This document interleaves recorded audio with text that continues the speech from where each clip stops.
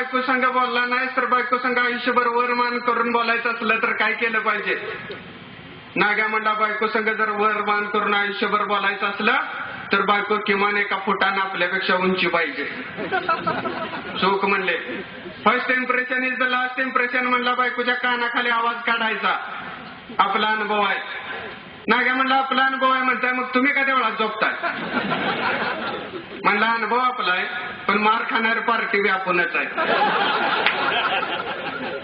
नाग्या म्हणला काय पिक्चर बघताय का नाही? बायको द्यायची म्हणला नदीत ढकलून आणि मगरीने खाल्लं म्हणायचं. शासन 2 लाख रुपये देत आहे.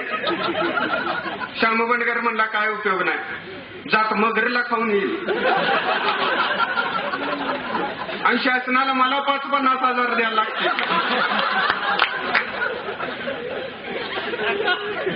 नाग्या म्हणला एवढी खतरनाक बायको आहे काय? श्याम बंडकर म्हणला खतरनाक मलिंगाचा बाउन्सर चुकवाई पण जातीचं लाच ना. अंड्याच्या उलट्या ट्रेगत नुसतं टेंगाळच लागते.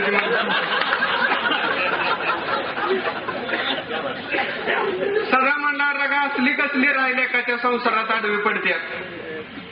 श्याम बंडकर म्हणला असली कसली आहे लेकाच्या संसारात आडवी पडत्या. सदा म्हणला अप्पा या जगात कुणाची तर लेकाच्या संसारात आडवी पडती का? माझ्या बाच्या माघारी सगळ्या गावाचा बांध उपसून तिनं मला लहानाचं मोठं केलं. माझं लग्न व्हावं म्हणून पाहुण्या पैसे हुमराजी जीवलं. माझं लग्न झाल्यावर मला 1000दा म्हणली सदा मला गावात गमत नाही मी रानात राहते, मला गावात गमत नाही मी रानात राहते. पण हयात असलेली आई जर घरात नसेल तर त्या घराला घर पण नाही. सगळ्यांचं डोळं पाणावलं. नाग्या तर असा दुमसून रडत होता. सुजलेल्या गालावनं हात फिरवत म्हणला अरे सदा तू लय मोठा विचारवंत आहेस आणि तू इथं काय करतोस? म्हणला जा कुठल्या तर महापुरुषाच्या पुतळ्याखाली झोप जा. इथं लागा म्हणला तू बायको संग बोलावं म्हणून आम्ही धाड पाडतोय तो आम्हाला इमोशनल ब्लॅकमेल करायला लागला. पहिला म्हणला बायको संग बोलल्याशिवाय इथं येऊन उभं नाही, या मारुतीच्या शिफ्टीने गळा ओढून मारले. सदा बाहेर गेला. सदाला कळना काय करावं. तिकडे सदाच्या बायकोनं रोजच्या पेक्षा जेवण आवरली आणि अंतरुणाला उशाला दिवा घेऊन अंतरुणाला पाठ टेकली. ती रोजच्या पेक्षा देखणी दिसत होती. तिला सदाची याद आली. इतक्या दार वाजलं. टक टक. तिने कयास केला आपला धनीच असला पाहिजे. ती उठणार होती इतक्यात सासू जागी झाली. सासू म्हणली कोण आहे? सदा का? ती म्हणली पोरी बघ लेकरला पाणी पाहिजे असेल. ती उठली. तिने तांब्या घेतला, वर फुलपात्र ठेवलं, बंद दरवाजाजवळ गेली. थरथर त्या हाताने कडी काढली. बाहेर सदा उभा होता. पाणी. तो कसरत्या आवाजात म्हणाला ही घ्या. ती लाजली. तो काहीतरी बोलणार होता. इतक्यात सासून कुस बदलली. उद्या शेतावर ये एवढं बोलून तो निघून गेला. ती आत आली. पुन्हा अंतरुणाला पाठ टेकली. उद्या ती शेतावर जाणार होती. त्या अगोदर ती शेतावर गेली होती पण तेव्हा ती वल्या हळदीची होती. उद्या ती एकटी जाणार होती. आपल्या पतीला भेटणार होती, धन्याला भेटणार होती, ज्याच्यासाठी ती अधीर झाली होती, त्या कारभार्याला भेटणार होती, त्याच्याशी गोड गोड बोलणार होती, त्याला 2 घास खाऊ घालणार होती, त्याचं तोंड गोड करणार होती.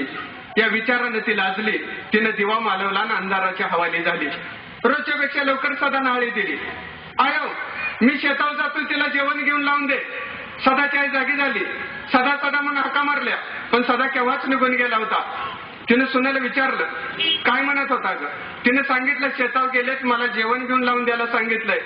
सदाची आई म्हणली अगं तू नवीन नवरी एकटी दुकटी कशी जाणार, मीच जाती. तिने गुमान स्वयंपाकाला हात घातला. परत अंगठ्या धरून पीठ कालवू लागली. निखाऱ्याच्या उजेडात ती अधिकच देखणी दिसत होती पण तिचं चित जेवणावर नव्हतंच. तिला आपल्या पतीला भेटायचं होतं, धन्याला भेटायचं होतं, ज्याच्यासाठी ती अधीर झाली होती, त्या कारभार्याला भेटायचं होतं. तिने जेवणं बांधली आणि शेवटचा प्रयत्न म्हणून म्हणली आत्या मीच जाते, मला वाट बी माहितीये. बरं बाया जा असं म्हणताच ती उठली आणि जेवण घेऊन जायला निघाली. इतक्यात सासू म्हणली हवा. सशाच्या काळजाने तिने मागं बघितलं. सासू म्हणली ऊन मी म्हणताय डोक्यावर काहीतरी घे. आणि कालपासून आबाळ बी निघायला लागले. जर आलाच पाऊस तर घडीभर थांब तिथं. बर म्हणून ती घराबाहेर पडली.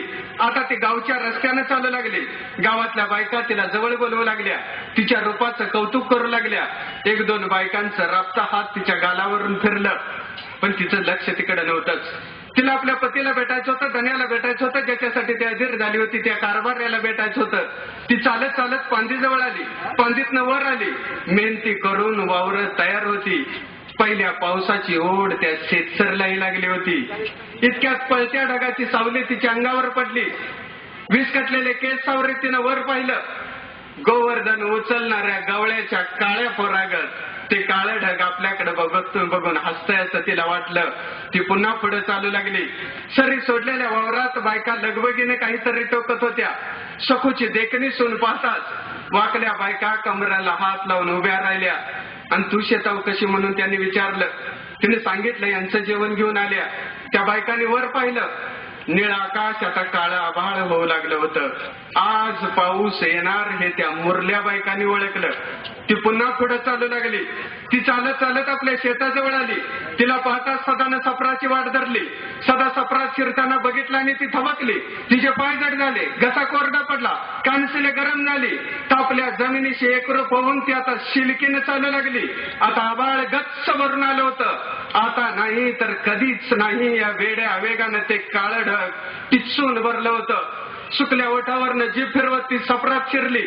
आज तिचा पती उभा होता, धनी उभा होता, ज्याला भेटायला ती अधीर झाली होती तो कारभारी उभा होता. इतक्यात वाऱ्यानं उन्हाळ गती घेतली आणि पावसाची पहिली सर घेऊन तो सफरात शिरला.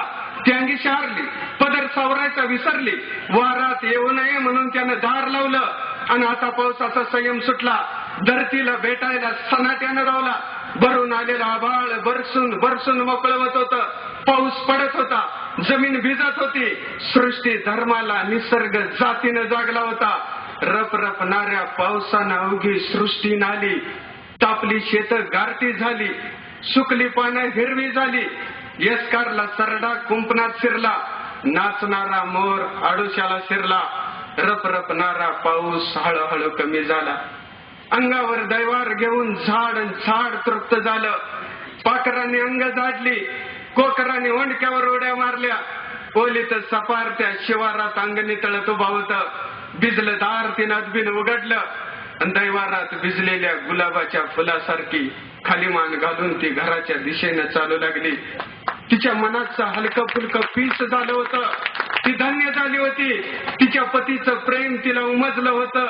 एका कळीचं आज फूल झालं होतं. ओला वारा तिच्या अंगावरून गेला आणि सुगंधित झाला. निसर्गाशी एकरूप होऊन ती अंगी सुखावली होती. ती नांदती होतीच, आज जाणती ही झाली. नांदती होतीच, आज जाणती.